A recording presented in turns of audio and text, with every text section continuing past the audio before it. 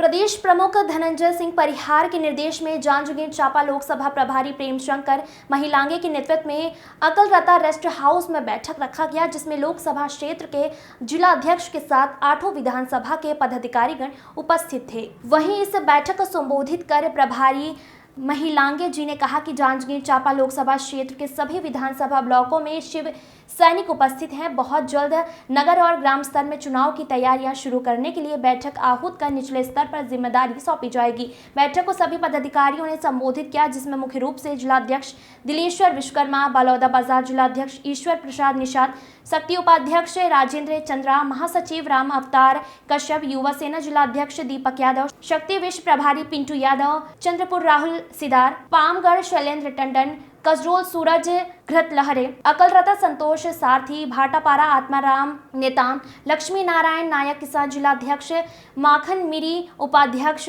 शगुन यादव जिलाध्यक्ष, महिला सेना उमेश्वरी कश्यप, महासचिव दिलेश्वरी श्रीवास, सचिव अंजू मरकाम, उपाध्यक्ष हेमलता सोनी, उपाध्यक्ष कंचन टंडन, विश्व अध्यक्ष पामगढ़ दीपा मरावी, उपाध्यक्ष चारू कुंभकार, ब्लॉक अध्यक्ष अकलरता यशवंती कुंभकार, उपाध्यक्ष सरिता कुंभकार, रीना कुर्रे, नगर सचिव शबनम यादव, सचिव आकाश यादव आदि उपस्थित थे। Bureau report.